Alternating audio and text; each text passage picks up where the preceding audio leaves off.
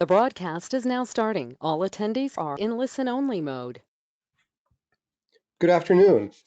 On behalf of the Northeast Conference on the Teaching of Foreign Languages, I would like to welcome you to our special webinar to support educators in this unprecedented time of emergency closure due to COVID-19. This afternoon's webinar is entitled, How to Engage Language Learners in Online Learning. This webinar has been generously sponsored by Wayside Publishing.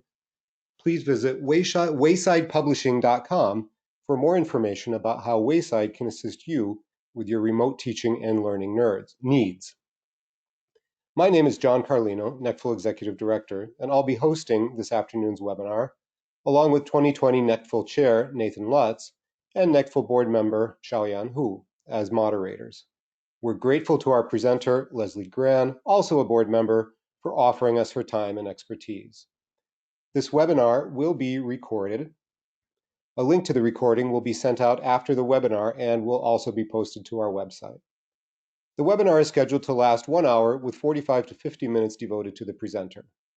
The remaining time will serve as Q&A with the presenter to answer your questions. Attendees are encouraged to submit questions during the webinar using the question feature of the GoToWebinar control panel on the side of your screen. Our moderators will organize these questions and share them with the presenter as relevant and/or at the end. In the event of technical difficulties, please remain connected as you are able. If the technical difficulties are on your end, please contact GoToMeeting customer support for assistance. And now, please let me take this opportunity to introduce you to our presenter, Leslie Grahn. I'm going to switch the screen over to Leslie here. Leslie has 27 years of language teaching experience at the middle and high school levels and 12 years of experience at the central office level, most recently as coordinator of world languages for the Howard County Public Schools system in Maryland. Leslie has been a course instructor on foreign language teaching methods and differentiated instruction and frequent presenter at state, regional, and national conferences, specializing in best practices, specifically hands-on interactive strategies. Leslie is the co-author of The Keys to Strategies for Language Instruction and serves on the boards of NECFL, NADSFL, and ACTFL. Leslie, thank you for sharing your time with us. Welcome to the webinar.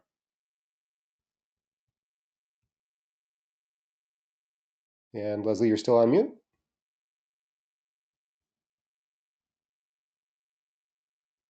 Hi, everybody. And I'm glad that you could join us today for this webinar called How to Engage Language Learners in Online Learning. I'm so happy you can be with us today. And I know it's a very strange time that we're living in, but I think it's so important that we support each other through this and kind of have each other's back. So let's get going. If you're familiar with me, I have a website called grandforlang.com. We're actually going to go there a little later, but if you are not familiar with it, I encourage you to just take a quick screen capture of that URL. Also, if you'd like to tweet about today's session, my Twitter handle is @Grahn4Lang, and also for NECFL, it would be @NECFL1. So if you're interested, go right ahead. So let's get started. So other than what John talked about, I do want to talk a little bit about kind of my personal philosophy. I, as John said, was a supervisor of language teachers here in Howard County, Maryland. And kind of my mantra as a leader was that I would never ask teachers to do something that I couldn't show them resources and templates and examples for. So for example, back in the day when we first started talking about authentic resources, I didn't just go out and say, okay, teachers, all 200 of you, start using authentic resources, have fun with that. But instead, I feel strongly about making sure that I had things in place to help them kind of wrap their minds around that new idea and also feel like they have some sort of starting point, that they don't feel like they're starting all over. And so that will give you a nice view into kind of my thinking around the things I'll share with you this afternoon. I also ascribe to a personal philosophy, what I call professional generosity.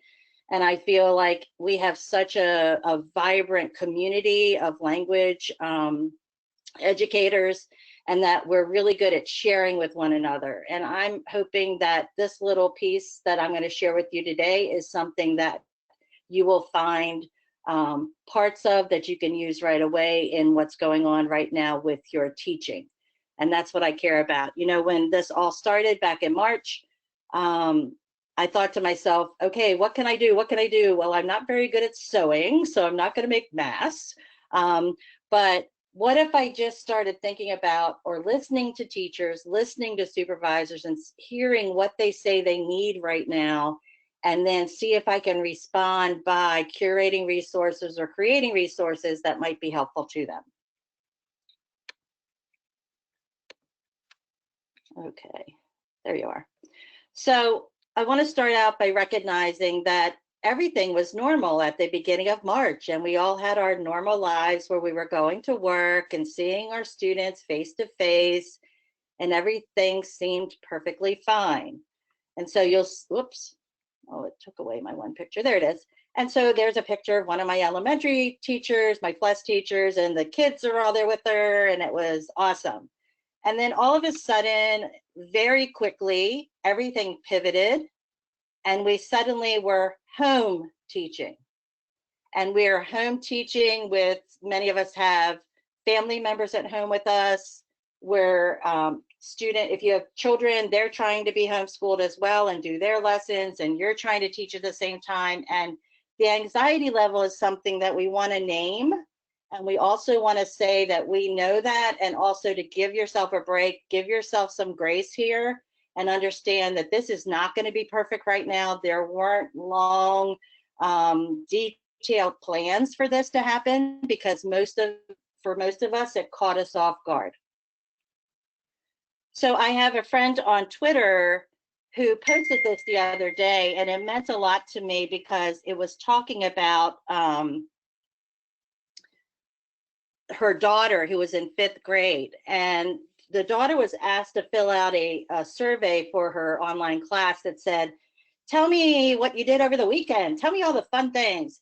And her daughter actually said, I don't really want to talk about what happened on my weekend. I want to hear that it's okay that I'm scared, and it's okay that I'm confused. And when I saw that, it really kind of put into focus for me right now around what do kids really want to hear about? What do kids really want to be learning right now? Do I really want to be learning about names of fruits and vegetables and colors? Or what is it that I want to talk about right now in this very different setting?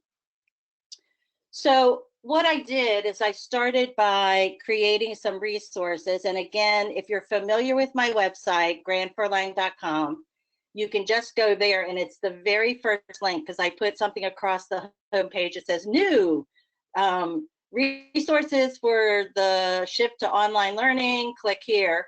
But if you want to copy this bit.ly real quick, it will take you to these resources. And that's exactly where I'm going to go now and share a little bit with you about how this all started.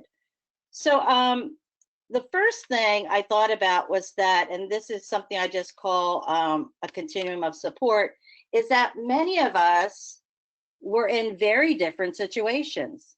Some of us don't interact with our students at all right now. We've been told there is no, because kids don't have access.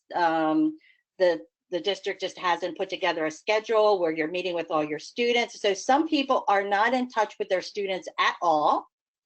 And then if you move yourself across the continuum, there are people who are doing full-fledged online learning, the exact hours they would do during the week with students, and it's just shifted to the online platform. And then some people are doing something in the middle.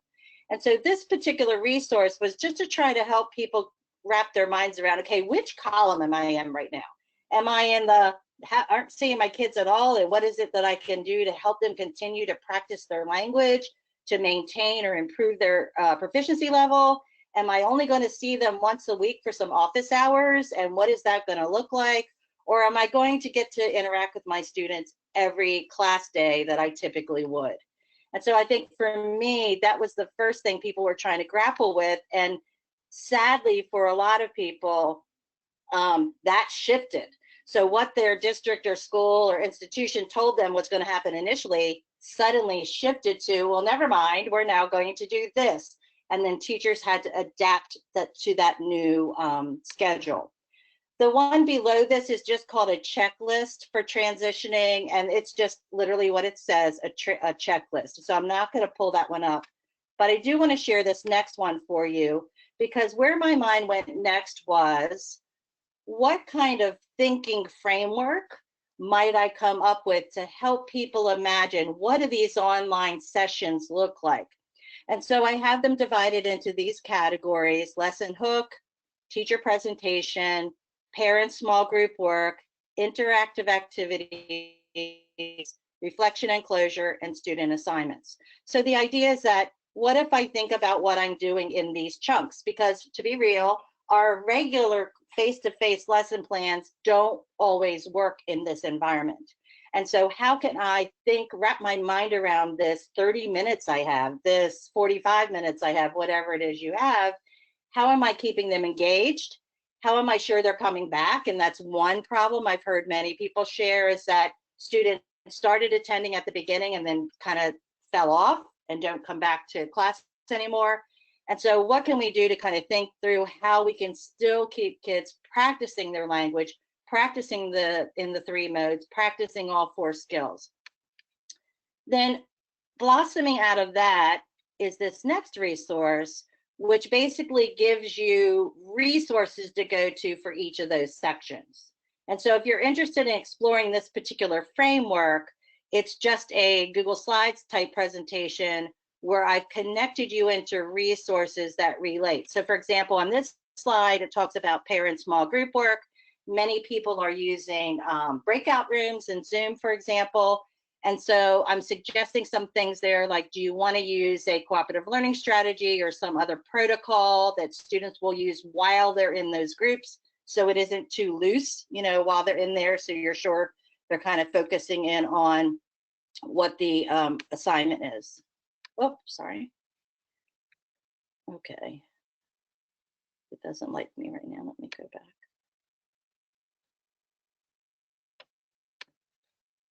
Sorry.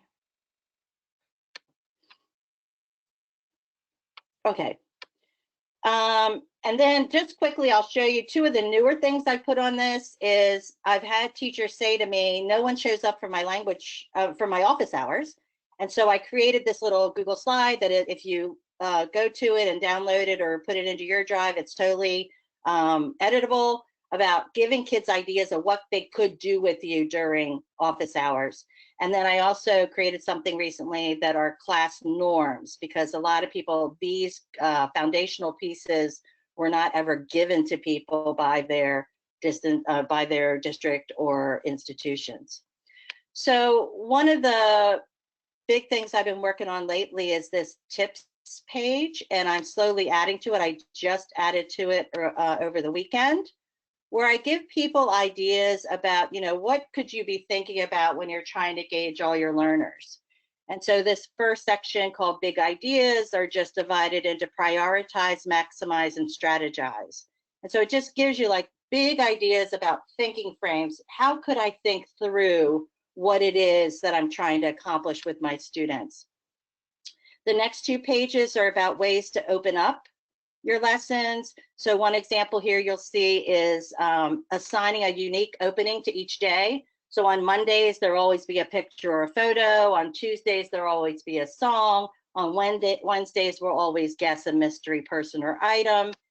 And it just gives you some other ideas on ways to open up your lessons as your lesson hook.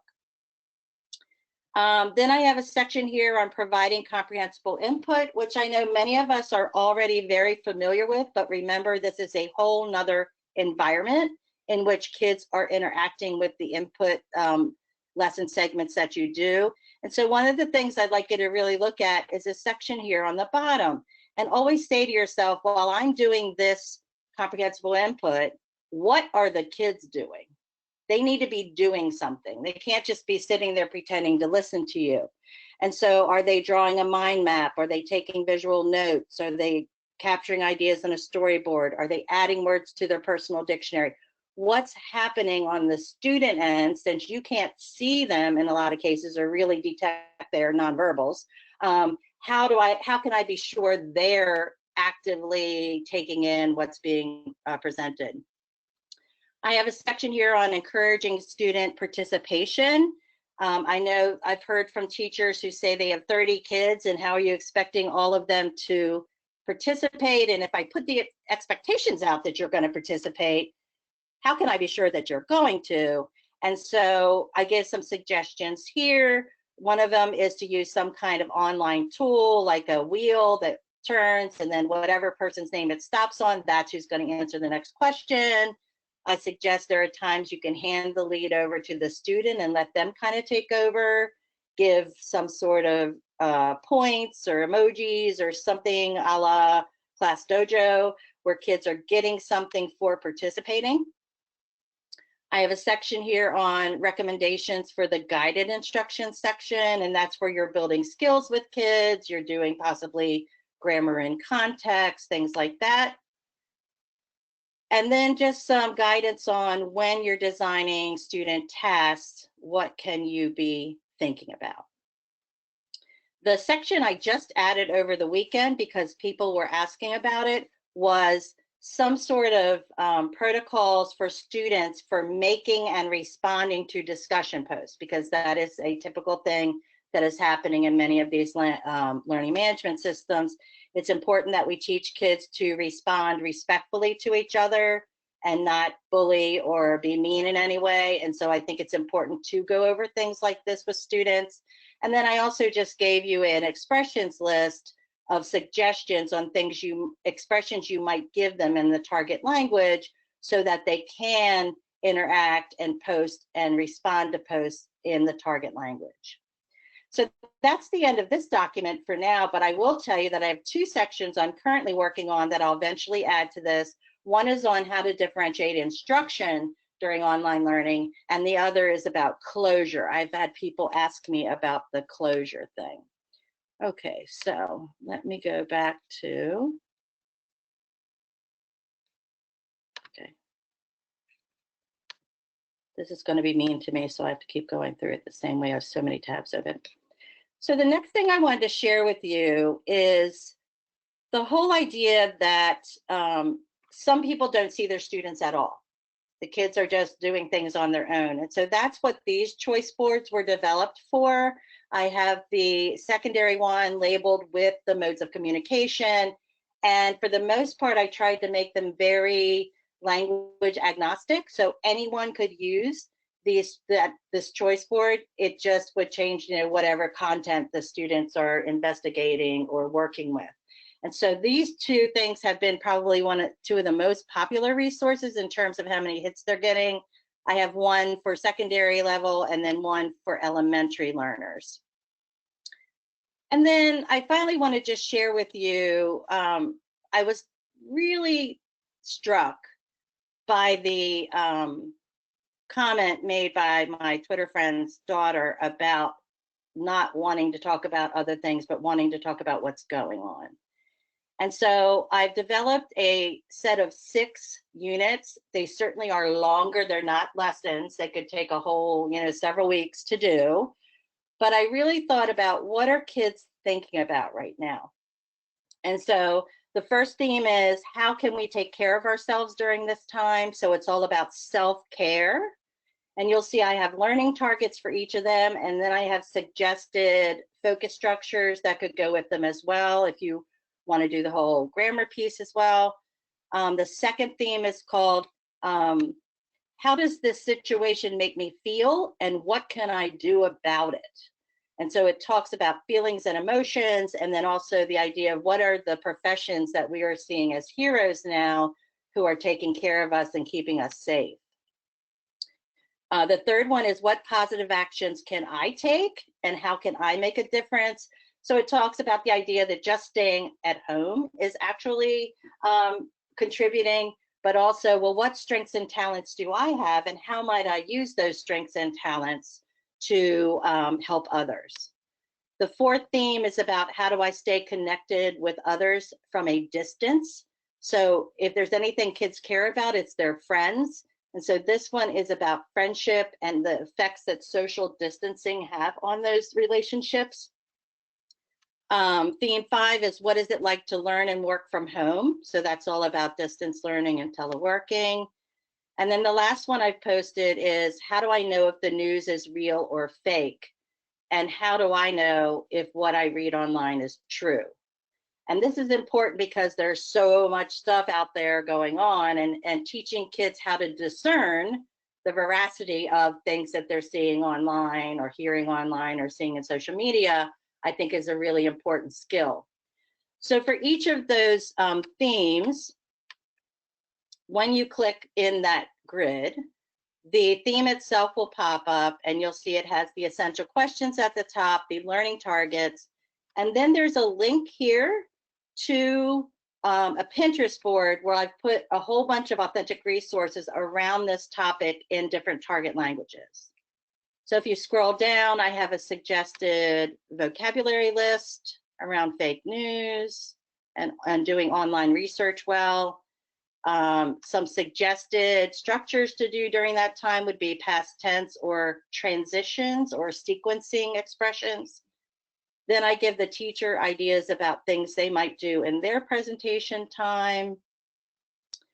Give some suggested discussion posts for the students.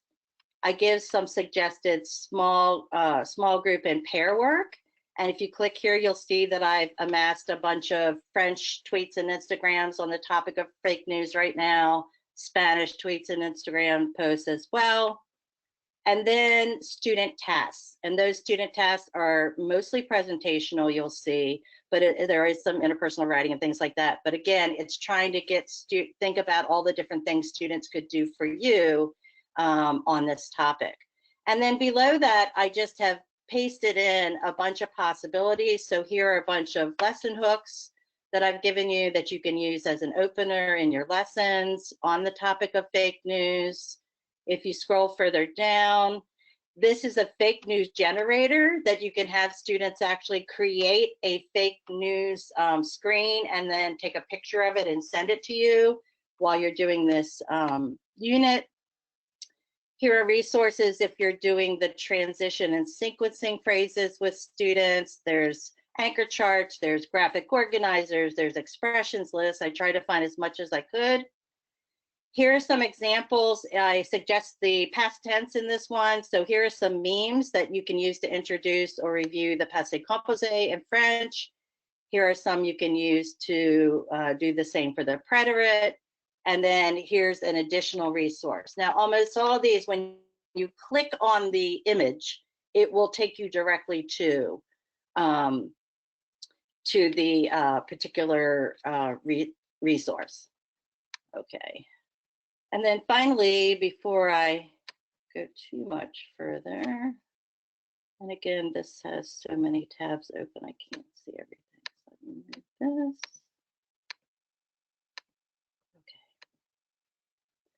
And then as you scroll down below that, I have links to the particular themes. And then I also have links to additional resources. So if you click here on the Making a Difference, and you can even peek by, when you look at this Making a Difference page, you're going to be able to tell what topics I'm thinking about doing next time. So one of the ones that I didn't talk about today is how do I document this time in my life? So that's one of the ones I've been thinking about making for. What social issues have come up during this time, like homelessness and hunger and poverty? How do I vision my future? And then as you look at the others, they are boards that, and I don't know why they're showing up this way. So let me see if I can show you on mine. Yeah. And on those can be anything from infographics to commercials to all kinds of authentic text. And then also I've put the resources there that you can use for the grammar structures or for the skill building type stuff you're going to do with students. I do want to point out that I have a couple boards on here. One is I have a board with target language songs about the current world situation. And actually on the web page, if you click on that link that says target language songs, it will take you to a folder that not only has the lyrics for all of these songs, but I also have a chart in it that will suggest what grammar structures you might be able to also focus in on during that particular song. So you could use it as a grammar in context thing. And so just pointing that out. I have not made any units around the concept of the coronavirus itself because I was being really careful about that, because that can be scary for kids and stuff, and you have to decide what your kids can handle. But I will show you that I have created a board here called Coronavirus Explained to Children in the target language. And so it has various languages and really have it explained in really simple ways. So I did start collecting these. By the way, if you search coronavirus in Pinterest, the only thing that will come up are CDC things, and Pinterest will tell you that they don't want to have a bunch of stuff on there, so you have to find everything outside. And then this is one that I found, some more that I found that are just basic information about the coronavirus, and they're more for kind of older kids. Here's even one that's in ASL. And so just showing you that I have collected some of these things for you if it interests you, but it's not something that I'm doing a whole lot behind, you know, like in terms of creating a full-blown unit type thing. Let me keep going on this page for you to make sure I got to everything. Yeah, so here's the link here to the target language songs, and it says includes lyrics linked to music videos and suggestions for using them to teach grammar and context. And then if you click any of these, and if you're a German teacher, if you've been on this page before today, these three are brand new. I just added these a couple hours ago. And so there's German Instagram posts on staying at home. So let me just show you the social distancing ones. So these are where I've gone through Instagram, and I've curated actual posts from people in the target language around the topic of social distancing. So here's another way you can have students look at things that are real, authentic, but little bites at a time. And they are on the topics that we're all talking about right now. And you'll see here I have them on, here's one for fake news in Spanish. And again, you have to kind of take a look at them and see how you would use them with your students, but think about the difference in engagement level of showing them something that a real person posted on Instagram or on Twitter from the target language culture that they actually can interpret. And so I've been working really hard to pull a lot of those in for you so that you have access to those types of resources. Okay, so let me see if it'll let me go back to my, yes, okay. Now I've been going super fast and I apologize, but I'm trying to leave time to talk. So to ask questions. So next, I'd like just to point out to you that if you're not familiar with this, ACTFL is hosting a lot of webinars in response to COVID-19, and there have been a myriad of them done already. There are ones coming up all the way through May, I believe. They are free, and if you go to just ACTFL resources in response to COVID-19, you will find there the list of the upcoming webinars that you can click a registration link to, or you can listen to the recorded ones, the archived ones. And so again, for your professional learning, if it's something that interests you to go on and find more things to look at. I will also tell you that FLENG, our New Jersey organization, has been doing tech chats, and those are things you can check out on their website. CT Cult has several things, a whole list of resources on their website along with some webinars they've done as well. And so tap into some of these local or state organizations and such, because they're not only, if you can't make it live, you can still often access these things online or in a YouTube channel or something like that if you're looking for more things. Okay. For some reason, you don't. Oh, here you go. Oh, that's not what happened. Okay, let's go back. Okay, so I've done this webinar for others, and so I kind of put down a list of questions that I've gotten before to kind of just put them out there. And then if we have additional questions, Xiaoyan and Nathan are curating them right now, and we'll do those in a second. I've had questions around elementary level language students who have no support at home. So the idea is they're in immersion programs, or they're in plus programs, or dual immersion, partial immersion, whatever, and their parents don't know the language, and they may not even have devices. And so the best you can do with these types of situations is, I know many schools have created quote unquote packets for kids. What I would encourage people to do is use something like a choice board. Elementary kids are used to getting a choice board like for their spelling words for the week, where you make rainbow words and then you put them in alphabetical order, and then so kind of giving them choices for ways they can continue to practice, especially if we're concerned about kids that may not have support at home. It's possible their parents are essential workers and they're leaving the home during the day. And so how are we sure the students still have some sort of support from us in terms of ideas on ways to continue their learning? Another thing I'm being asked a lot about is students' social emotional needs and how they're not feeling very safe and connected. And that's something I feel strongly that we have to recognize.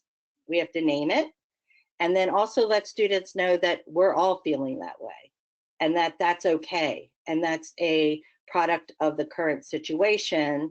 But I'm here for you, and I'm not even just here for you for the live sessions, but remember, I have these office hours, and you can check in with me then, because one of the reasons you'll notice I put on the office hours list is you just want to check in with the teacher. You want to let them know how you're doing. That's okay.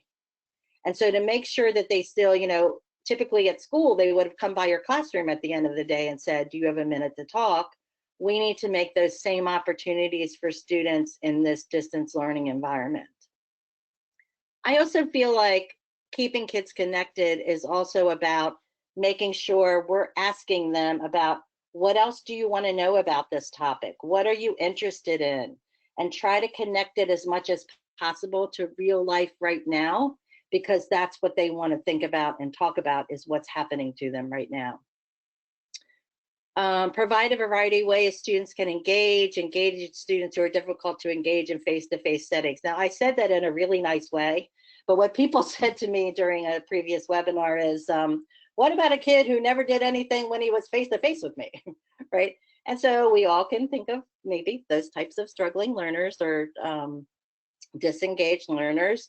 And I think what's important in those cases is that we're reaching out to kids. If kids aren't showing up, we're taking the time to send an email or somehow reach out to them and say, hey, I missed you at class today. I think that if they were difficult to engage in person, there's going to be probably a larger problem with engaging them when you're not even physically in the room.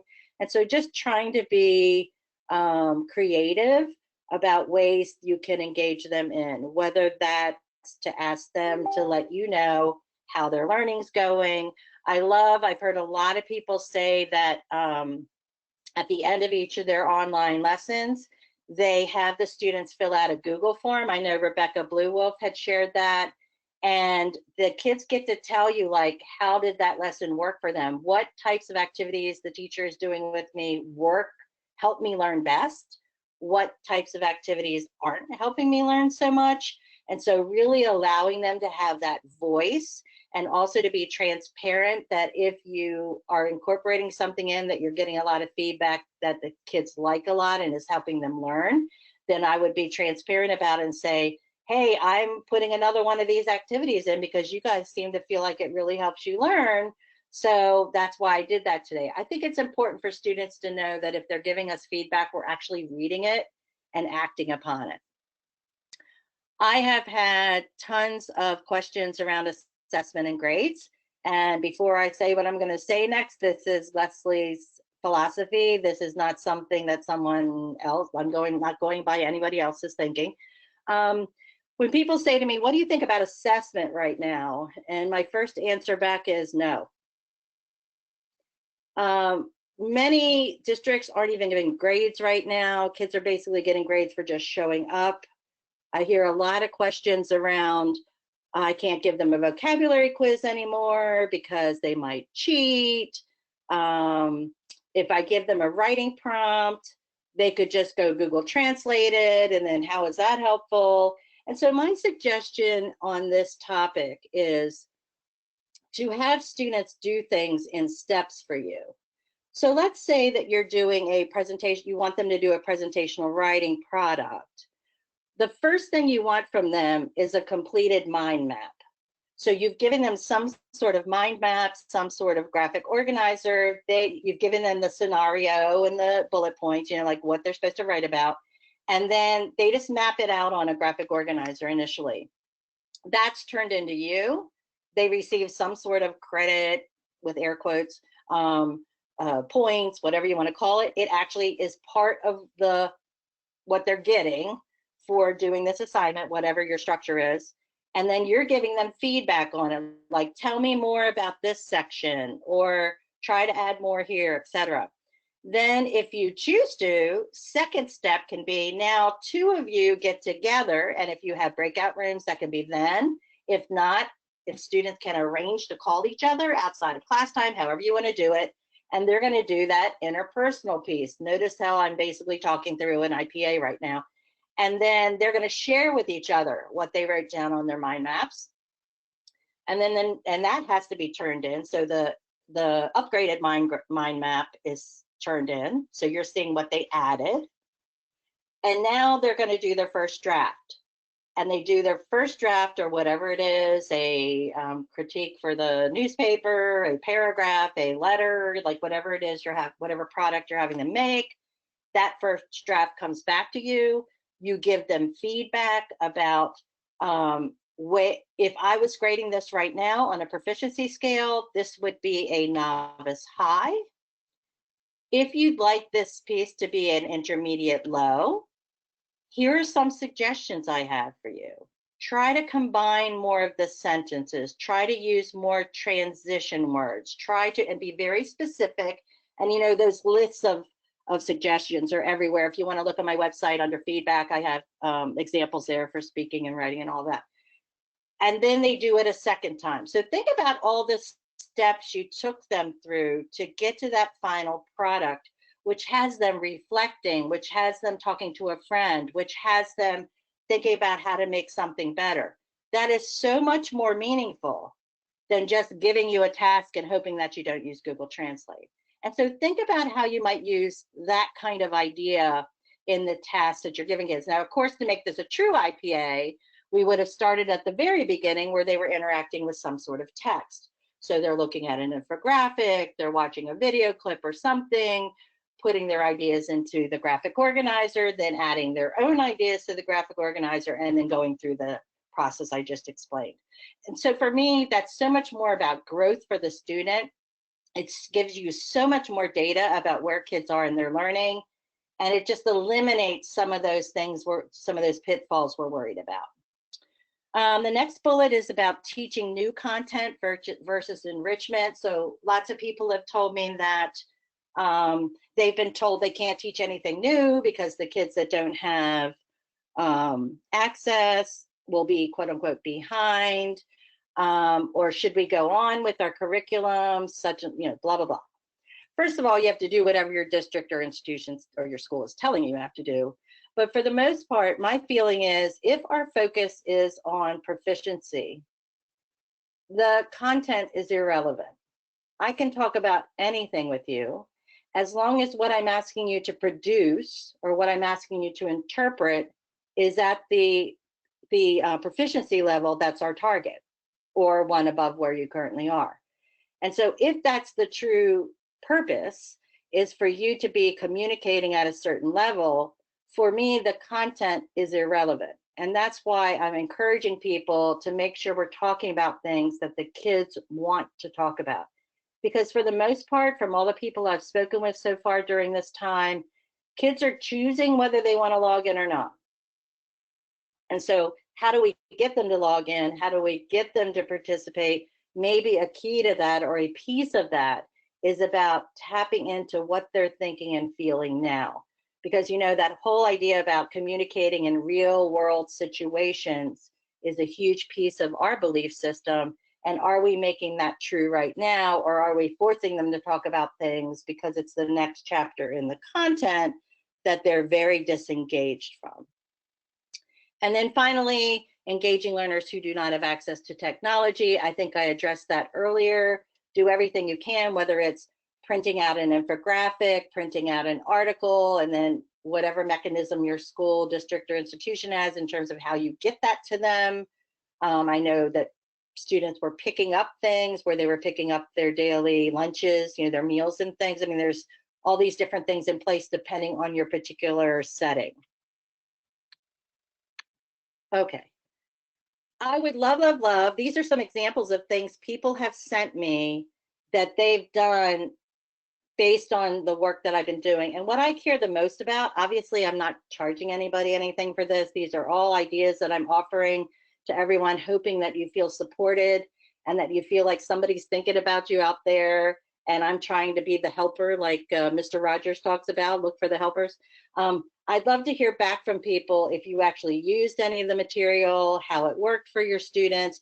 And I also love to hear what else would you be interested in having resources for. The one that I recently created on how to use office hours was all because I had a coaching session with a teacher and he was telling me nobody's showing up during my office hours. I'm sitting there and no one comes. I'm like, well, have you given them a list of possible things they could do with you during office hours? And he goes, oh, great idea. And that was the total inspiration for why I created that one list. And so the more and more I talk to people and I hear about what you wish existed out there in the universe, because again, we didn't have all this time to pre-plan this happening. It just happened to us. The other thing I want to talk about before I take your questions is that a recent webinar I did, one of the questions from a teacher was about if you had to pick two tech tools that you think all of us should be learning, what would they be? And my answer was, and it may surprise people, I don't know, was just learn the platform you're using for your distance learning really well, period. I think when this all started and everybody was passing around all these lists of things that were giving you free subscriptions, and people felt like they had to start using all of them, had to learn how they work. And my opinion is if you were using GimKit, if you were using Kahoot, go ahead and use it online with kids too. Please don't put on yourself the expectation that you have to go out there now and learn all of these online applications and such. What I would prefer you do is to make sure you're engaging students, make sure you're varying your approaches, and that one day you're showing them photos, the next day you're showing them a video, the next day they're guessing something you have in a bag, the next, mix up what you're doing so you're engaging them in the learning. And one of the things I talk about in the tips document is that I want us to be careful here. This is not about entertainment. This is about engagement. How are we engaging the learners so that they are practicing their language and maintaining or improving their proficiency level? It's not about us being the entertainer and being on stage. Not that we can't be fun, but keep the focus on what the kids are doing and not what you're doing. And so that's the biggest piece of advice I would have around that. And with that comment, I did pretty well because I think I did 45 minutes. Okay, so at this point, I am happy to take any questions that Nathan and Xiaohan want to give me. So. Sure. Thank you so much, Leslie. That was so incredible and filled with so many great strategies and tips, and you received so many accolades coming through as messages. So everyone is very appreciative. We do have a question from a NECFL past chair, Charlotte Gifford, who would like to know if you could give some concrete descriptions of the techniques that you mentioned to have students do something while the input that the teacher was giving during that initial presentation. What might that look like, those tasks that the students would be doing to process that input? Sure. First of all, hi, Charlotte. Charlotte's one of my friends. So I think what I'm thinking about is, let's say that you are doing comprehensible input. Oh my goodness, let me think about something. Okay, this is just going to be a random thing. I'm thinking like family. Then as you're presenting the input, they're drawing out a family tree as you're teaching them the different words. If you're teaching adjectives and you're describing something, then as you're describing the item, they're trying to draw or capture what they think you're saying. And so the idea is that's why I said have them take visual notes, have them create a little storyboard. I think what I was trying to do is avoid saying, send them a vocabulary list and they're checking off the list or writing it in English, but instead, how are they reacting to or responding to the presentation by doing something? So basically by doing it, they're demonstrating comprehension of it. And so whether it's I'm teaching about fruits and I'm telling you about a fruit salad, my context is I have to take a fruit salad to a party next week, and here are the fruits I'm going to use. And then as I go through this, they're drawing a bowl and they're putting the different fruit in and labeling them with the words that I'm learning. And so it ends up being a kind of vocabulary sheet, but is having them do something. Because if I'm just sitting there and supposed to take it in, and once in a while you might ask a question or two, it's possible kids aren't even paying attention at all. And so how can I do that? And then maybe put kids in breakout rooms after that and have them compare the things that they, take a picture of what they were drawing and then send it to their partner or whatever. I mean, like, think about ways that you can have that spill into then a partner activity or a small group. So that's what I'm getting at, is giving them something to do where they're kind of visualizing, since they can't touch that thing, it's just all on the screen. How can I put that down for myself on my iPad or on real paper or whatever it is I'm working on? So I hope that helps. Thank you, Leslie. Can you hear me? Yes. Oh, we have another question from Erica Butler. And her question was, what if our class only meets twice weekly? How should we think about narrowing focus? For example, Yep. She was talking about, what about navigating, trying to make sure that students have the basic they need to learn from the year to progress to the next year? Yep. And so if you're only seeing them during a certain amount of time per week, let's say, what I've been sharing with people is, so think about all the things you want to do with them and think about how much of that they can do on their own.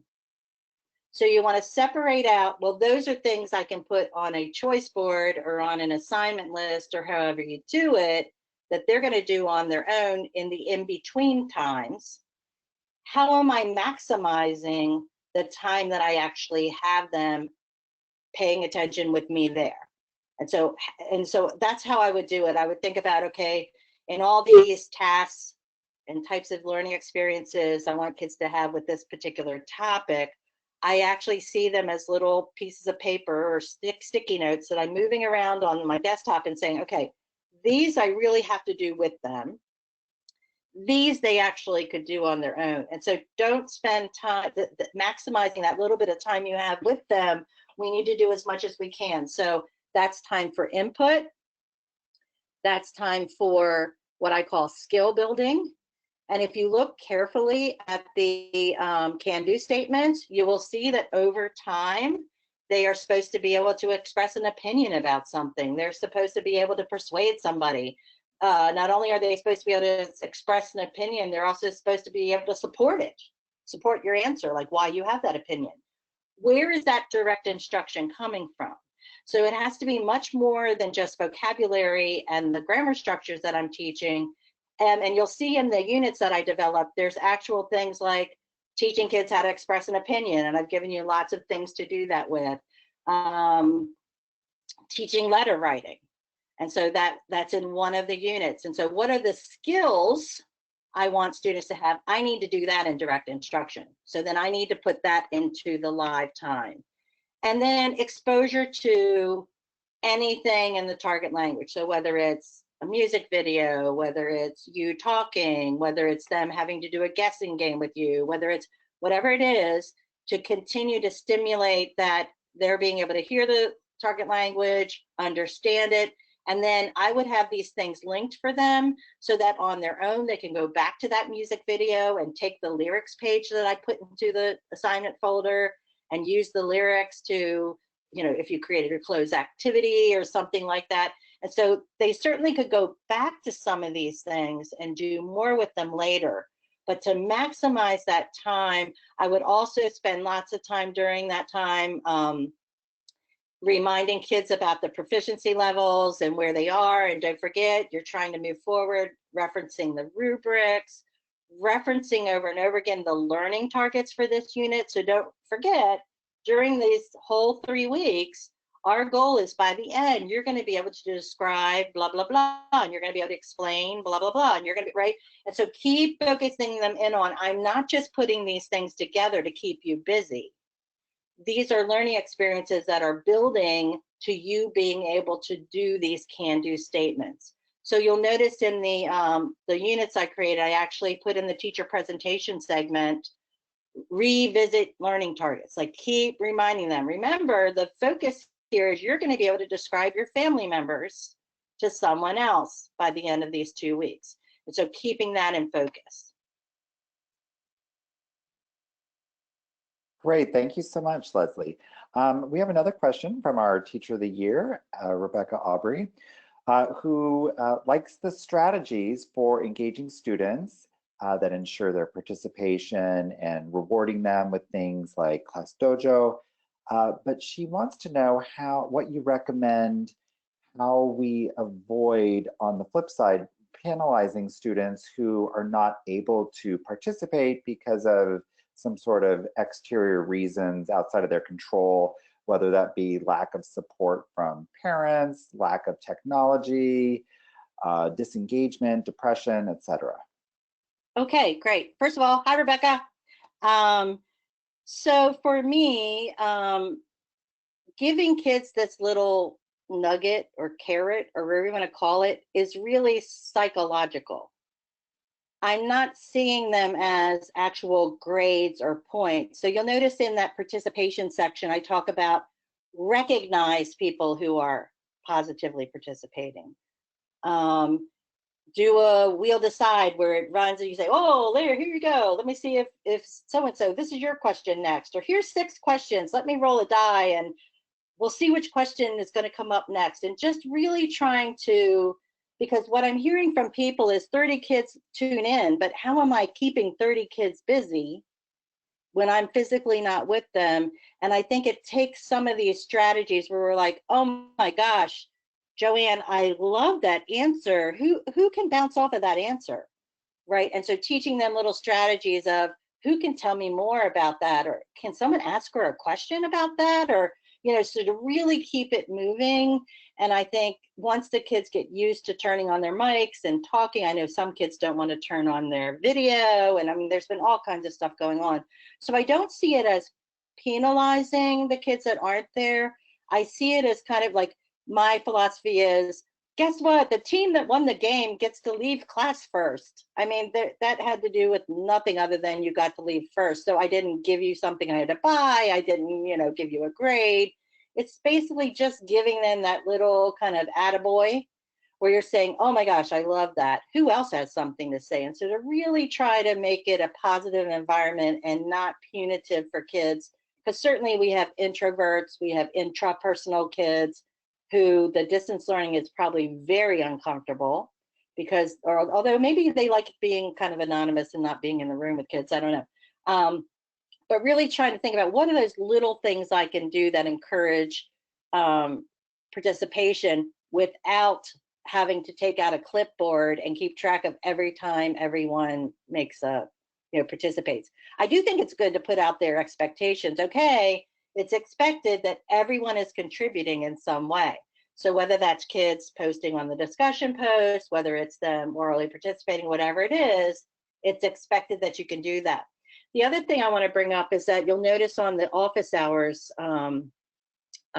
resource I created, one of the things is I can call in to my teacher during office hours and do a speaking performance. I can ask questions about assignments. And so giving kids a way out that if they don't like participating in front of their friends in the live classes, there's a way you can still participate and show me you're learning by talking to me one-on-one, because believe it or not, some kids would have done that in my classroom anyway as well.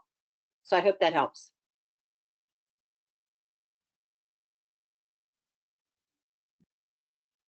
Thank you, Leslie. We have another question from Will Donova, who is a middle school Latin teacher teaching 6th to 8th grader. And then he was thinking of giving them some primary source reading on ancient plagues. So he was thinking whether this would be inappropriate, since he was worried that it might be a sensitive topic for some students. So I agree that I would be careful about it, and I would couch it in the fact that this is a cultural kind of idea. If they're mature enough, I think they'd be able to do comparison and contrast. But again, you have to know your students. These are 8th graders. I taught middle school for 21 years, and so I know what middle schoolers are like. And I think as long as they know that the intent was not to talk about we're being in a plague right now, but how other cultures in the past dealt with challenges. And I think if you maybe couch it that way and also bring in other ways people have dealt with challenges, might kind of keep it from looking like you're comparing the current situation to the plague. But I think, again, you have to know your kids. You have to know the relationship you have with your kids and whether that would go over well with your parent community as well. And that's how I feel like, I'm curating all these resources for you all, but I really want you to pay attention to the fact that you need to look closely at every single thing you show kids and make sure that it's appropriate for their age group, appropriate for their current proficiency level, etc. Okay, I just got the high sign that I need to, why did you do that? Okay, so I'm going to finish here by saying thank you, and I'm going to, let's see if I can. Okay, stop showing. No, Leslie, go ahead and leave your screen on while I finish up. Okay. Then everybody can, then I'll just finish up here. Okay. Quick question, Leslie, from your website, are people able to contact you via your website to ask you any questions that maybe didn't make it into the lineup here today? Yeah, so let me give you my email. It's pretty easy to guess. It's grahn4lang@gmail.com. So it's just like my website and my Twitter handle and my Pinterest name. Okay, perfect. So grahn@gmail.com if you want to follow up any questions with me. Thank you all so much for being with me today, and I wish you all well. Please let me know if there are other types of resources you'd love to see, and I would get working on them for you, because this is how I'm using my energy right now. Great. Thank you. I'll put your email address in our follow-up email to attendees as well. Leslie, thank you for sharing your time with us, and it's been a really great webinar, a very informative presentation, and thank you to Nathan and Xiaoyan for moderating. As I mentioned at the beginning of the webinar, it has been recorded, and the recording will be made available as soon as possible. New York State teachers who need proof of attendance for CTLE credit, please use the link provided in the email that you will receive later today to request your proof of attendance. If you're watching the recorded version at a later date, please email us and submit the CTLE claim form, which can be downloaded from nectfl.org/webinars. On behalf of the NECTFL Board of Directors, thank you for attending this evening's webinar. Enjoy the rest of your evening. And Nathan, Xiaoyan, and Leslie, have a great day. Bye-bye. Bye, everybody. Bye, everyone. Thank you. Bye. Thank you.